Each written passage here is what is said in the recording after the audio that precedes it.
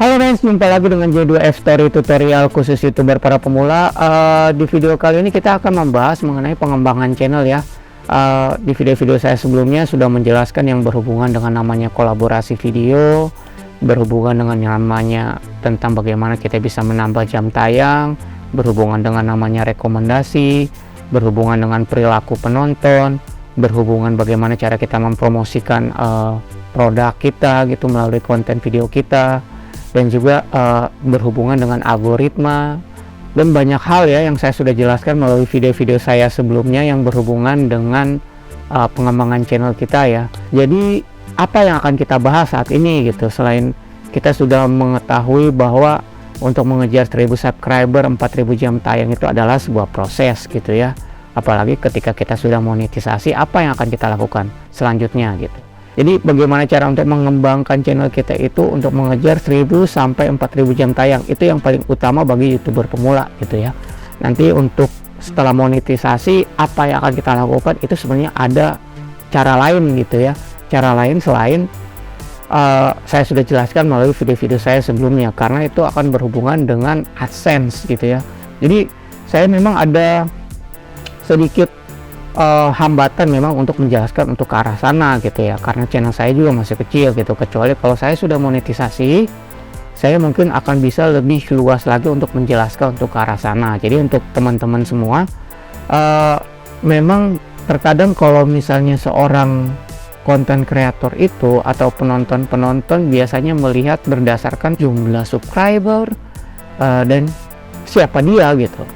Jadi rata-rata orang-orang itu kalau ingin melihat YouTube itu, ingin mendengarkan sebuah tutorial itu ya berdasarkan itu rata-rata. Jadi mereka hanya melihat dari apa yang dilihat dengan matanya mereka gitu ya. Beda kalau misalnya kita sebagai orang yang berintelektual, dia akan berpikir seperti ini. Ini tutorial lagi ngebahas apa sih? Manfaatnya apa sih buat dia gitu. Mereka tidak akan memandang subscribernya berapa, view-nya udah besar atau belum. Mereka tidak akan melihat untuk value-value seperti itu gitu, tapi manfaat yang akan disampaikan oleh konten kreator yang berhubungan dengan tutorial tersebut gitu ya. Nah, sedangkan saya ini kan sedang menjelaskan tentang pengembangan channel kita dari 1000 subscriber atau 4000 jam tayang, bagaimana kita bisa mencapai target itu gitu. Dan beberapa hal yang harus diperhatikan memang, selain kolaborasi untuk tahun sekarang dan tahun ke depan, kolaborasi video itu sangat diperlukan ya untuk dalam pengembangan channel untuk YouTuber para pemula gitu. Kalau misalnya kita sekarang kita ingin mencoba menggunakan pola yang lama atau metode yang lama, itu kurang optimal gitu ya untuk mendapatkan penonton gitu ya. Yang sekarang kita pikirkan adalah kira-kira ke depan saya ada di mana gitu. Jadi saya sudah memikirkan 2 langkah ke depan gitu, kira-kira nanti setelah kolaborasi kita ngapain gitu kan. Nah, hal-hal yang itu yang harus kita perhatikan gitu. Kalau kalian sudah melakukan upload secara konsisten untuk video-video kalian ya minimal 50-70an lah ya, kalian bisa artinya safety sedikit gitu ya. Jadi rekomendasinya itu video-video kalian kan udah banyak di YouTube ya, jadi sudah masuk di rak-rak penyimpanan gitu. Ketika orang mengetikkan judul atau deskripsi pun, masing-masing rak itu udah ada video kalian gitu ya. Itu analogi saya gitu ya gambarannya, karena YouTube itu seperti filing kabinet gitu. Jadi filing kabinet itu kayak lemari, ada raknya gitu. Jadi masing-masing rak itu kalian sudah ada gitu berdasarkan topik-topik kalian gitu ya, terutama yang setema gitu ya. Misalnya kalau misalnya yang berhubungan dengan jam tayang ada di sini, yang berhubungan dengan rekomendasi ada di sini gitu loh. Jadi kalau misalnya udah 50-70 itu udah minimal lah ya. Dan memang untuk meningkatkan rekomendasi itu juga tergantung dari jumlah kita mengupload video gitu ya. Kalau bisa sampai 500 video atau 700 video lah.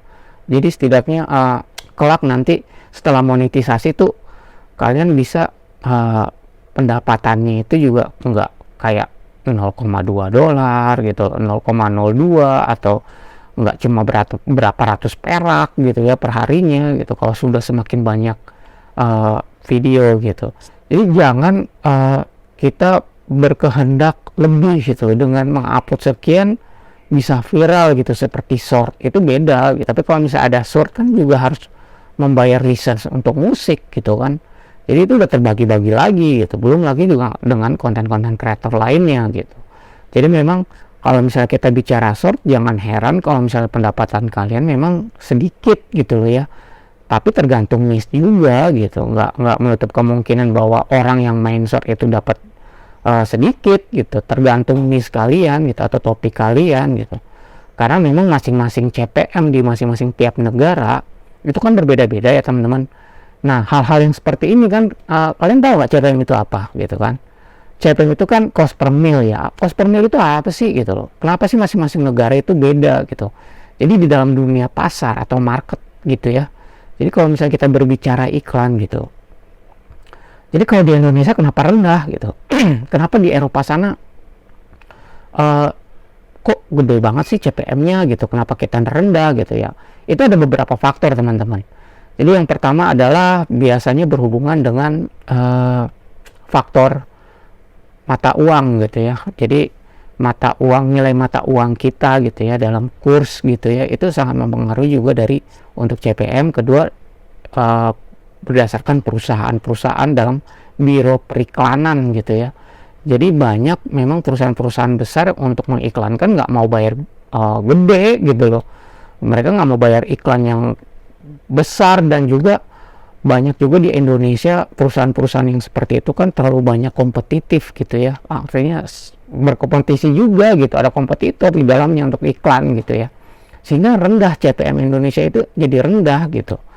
Jadi kalau misalnya dikali per 1000 tayang, kalau cuma 7.000 8.000 ya dikali aja gitu dibanding dengan kalau misalnya yang di Eropa gitu. Dan itu juga salah satu faktor dari ekonomi kita, juga perkembangan dari pertumbuhan ekonomi di negara kita ini gitu. Sedangkan kalau misalnya jumlah populasi kita aja di Indonesia itu sekitar 270 lebih lah ya, kurang lebih ya seperti itu. Jadi itu sangat mempengaruhi gitu, berbeda dengan di negara Eropa sana gitu. Jumlah populasi mereka berapa sih? Sedangkan kita tuh 270 juta jiwa, kurang lebih seperti itu. Sedangkan mereka itu paling sedikit kok, sedikit mereka kalau misalnya di daratan Eropa sana. Dan salah satu pertumbuhan ekonomi mereka itu lebih cepat ya karena itu, karena mereka satu daratan gitu ya. Sedangkan kita kan daerah kepulauan ya, daerah perairan, jadi memang infrastruktur untuk pertumbuhan ekonomi kita sedikit terhambat gitu. Karena apa? Kita terbentang oleh air gitu. Jadi ada pulau-pulau yang memang untuk segi transportasinya itu memang membutuhkan waktu, beda dengan di negara Eropa di sana gitu. Mereka negara bagian kan, jadi di sana itu pertumbuhan ekonominya bisa cepat karena infrastrukturnya mereka itu kan cuma satu daratan. Jadi mereka dengan menggunakan kereta atau pakai mobil bisa sampai gitu. Kalau kita kan belum lagi, kita harus berdasarkan iklim gitu ya. Kalau misalnya lagi ombak, otomatis kan delay lagi kapalnya gitu ya. Artinya untuk transportasi kita juga terhambat gitu. Jadi wajar saja mengapa Eropa lebih maju dibanding kita gitu ya, yang negara kepulauan gitu, yang dikelilingi oleh perairan gitu ya. Jadi walaupun sumber daya alamnya kita tuh banyak gitu ya, kita sumber dayanya ada, tapi pabriknya nggak ada, ya otomatis kita kirim lagi ke sana, keluar, baru nanti balik lagi ke Indonesia gitu kan. Karena memang pabriknya kita tuh nggak ada gitu. Jadi wajar saja kalau misalnya di Indonesia itu dalam pertumbuhan ekonomi itu memang ya sekarang sih memang udah signifikan ya, dengan adanya infrastruktur, yang dengan adanya jalan tol dari segala di pedesaan-pedesaan, pulau-pulau terkecil sudah ada listrik, jalan gitu ya. Kalau zaman dulu kan susah. Beda kalau misalnya di Eropa sana. Ya, jadi itu salah satu faktor juga yang mempengaruhi CPM kita ya, dari pertumbuhan ekonomi serta iklim kita gitu. Kalau misalnya iklim kita kan cuma dua ya, musim hujan dan musim kemarau gitu ya. Jadi kita kan iklim tropis ya. Kalau di sana kan 4 iklim kan, maksudnya 4 musim gitu ya. Ada musim hujan, musim dingin gitu kan, musim kemarau, gugur ya kan. Dan mereka pun punya apa ya namanya ya, perkembangan pertumbuhan mereka dalam untuk padi misalnya atau sawah, mereka udah prediksikan gitu. Pokoknya dalam 1 tahun harus berapa ton gitu ya untuk menghasilkan padi gitu atau beras gitu ya yang akan diolah gitu ya kan. Kalau misalnya Indonesia kan kalau waktu dulu kan setahun paling 2 atau 3 kali gitu, tapi sekarang kan dengan perkembangan teknologi kan sudah semakin cepat gitu, apalagi di sana yang di Eropa gitu kan udah semakin cepat juga gitu.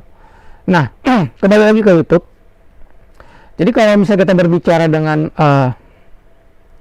jadi kalau kita berbicara mengenai perkembangan channel kita yang berhubungan dengan CPM, ya kita juga harus memahami gitu mengapa di kita itu ada yang bermain FPN, bermain ya seperti itulah yang akhirnya yang akhirnya berujung ke invalid click gitu ya, karena memang penghasilan CPM kita itu rendah gitu.